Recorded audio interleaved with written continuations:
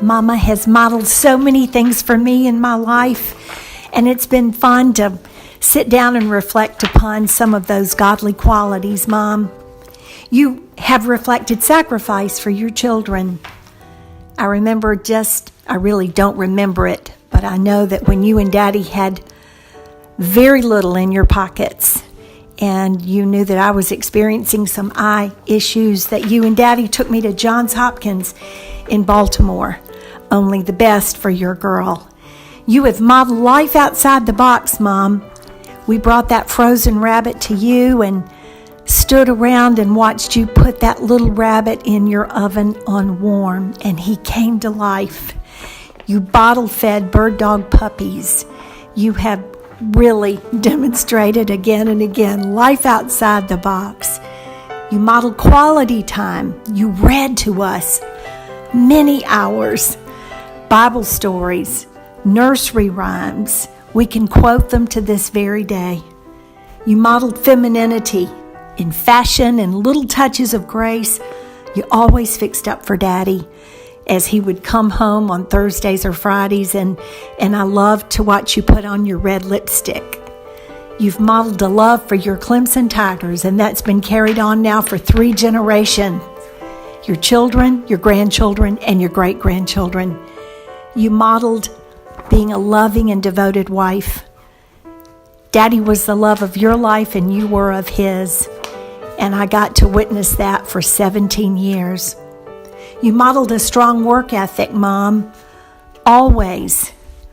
I remember going home from school with Barbara Thompson in the 6th grade, and we got to her house, and her mom was lying on the sofa watching soap operas, and I thought she must be sick.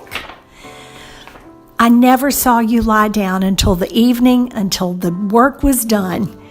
And I'm proud of that, Mom. You modeled faith and perseverance in every way.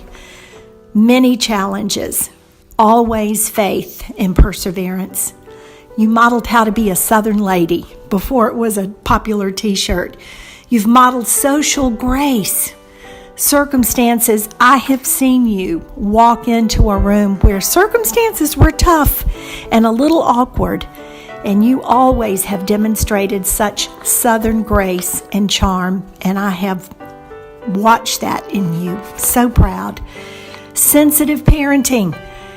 As a single mom, oftentimes you let us fight our own battles. You would step in when you needed to.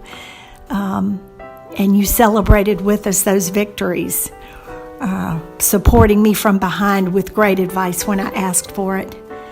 You've modeled optimism, always serving others, always demonstrating that life is fun and full of opportunities and full of blessing. We love you, Mama, and I'm so glad we could celebrate your 90th with you. Nana, it's Forrest. Happy 90th birthday. Joanna asked each of your children to share a few of our special memories so that she could include them as part of the slideshow. So here are my special memories, and I doubt that you would guess them in a million years. Here's the first. I remember the Indian costumes that you made for Harry and me when we were in grade school. Many of the movies back then were cowboy westerns, and playing cowboys and Indians was all the rage. Bill Barron had constructed something he called Fort Apache for Irwin in the Baron's backyard. And I think at one point Harry even came home from the barber shop with a mohawk haircut. So you made Indian costumes for Harry and me, and as soon as we started to wear them, everybody in the neighborhood wanted one. And I think that you filled each request that came in, which made you a special mom in the neighborhood. My next memory is also from grade school. Several times each year, you would come by Richmond Drive and pick me up to go to lunch. We would go to get a hamburger and fries and a drink at Hardee's, which was only a couple of blocks from the school. And its only competition in town was the Bantam Shelf. McDonald's and Burger King and Wendy's had yet to make it to Rock Hill. Hardee's didn't even have indoor tables. We would just place our order at the window and then eat our lunch in the car. I loved those meals. And I loved even more having a mom who would spend special time with me during the school year. My next memory is a sad one, but it's special nevertheless. It relates to the time when Dad died. I still remember you and Wilkes walking into my room that morning to break the news to me. I can't even imagine what you must have been going through, but it was comforting to me to have you by my side.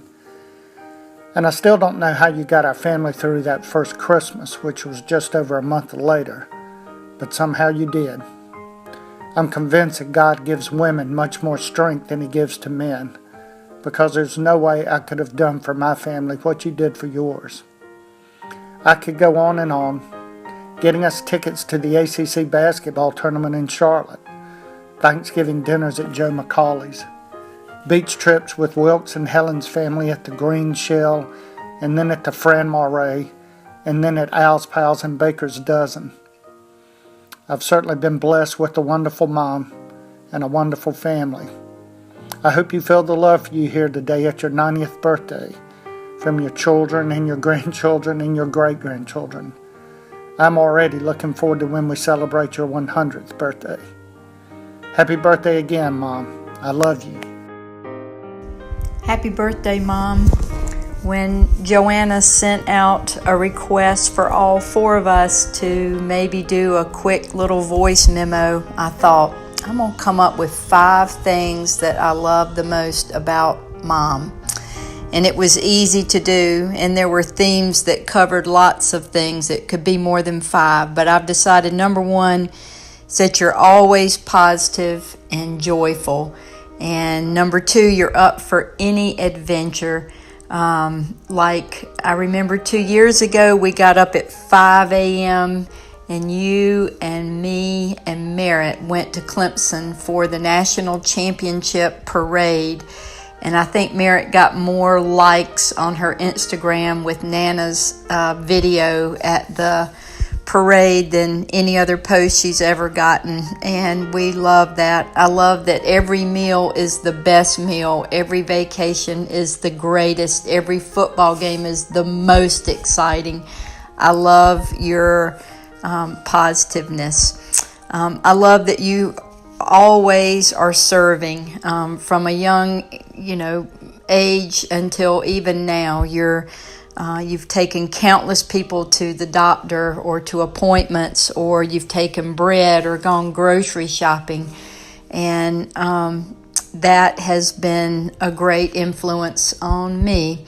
Also, just being generous that was modeled early and consistently.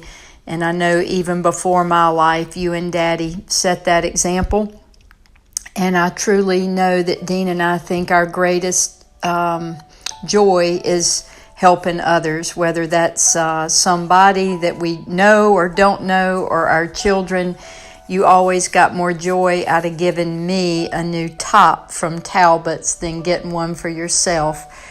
And I love that about you. Finally, you are tough, Mom. You are tough in the softest kind of way.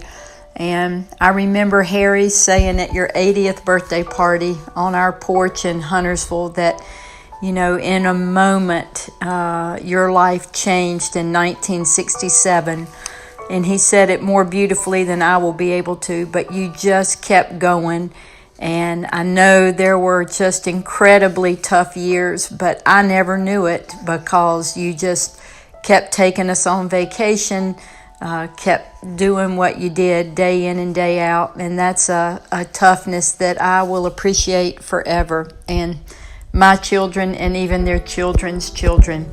So I love you. I'm so thankful for your 90 years and the great shape that you're in, and just know that you are my hero. Happy birthday, Mom.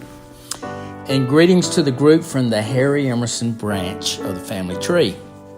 I have a vivid memory of sitting around the dining room table. Daddy would ask, who wants to keep Mom around for one more year? Let's take a vote. Hands would shoot up immediately, sometimes pull down with giggles, but our family council voted to renew your contract each time. And here we are, 2 generations later, celebrating your 90th birthday. I'm going to ask the question again. Who wants to keep Nana around for 10 more years? You were not only our mother for 7 days a week, but you were a single mom for 5 of those 7 days. Dad was always on the road. By comparison, I see now you had the hard job. Daddy had the easy job. And you made it work. Mom, I admire you in so many ways. You were a mentor and friend to Ellen Leitner at a time of civil unrest. Your actions were an important example in our community, more than I think you know. You made a ritual of daily family devotions, most of the time at the breakfast table before we went to school. You read to us from Ergemeyer's and Little Visits with God. You made that a priority and set that example. Growing up was fun.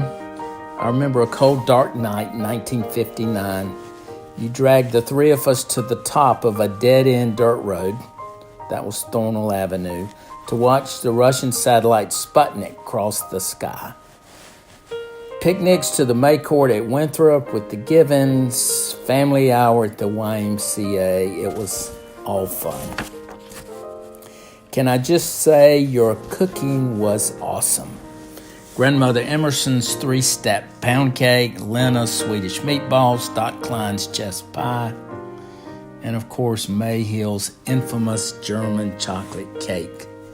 It was all good, the best. In good Macaulay tradition, you taught us the value of $1. We ate chow mein once a week. You bought 6 Cokes a week for a family of 5. When they were gone, they were gone.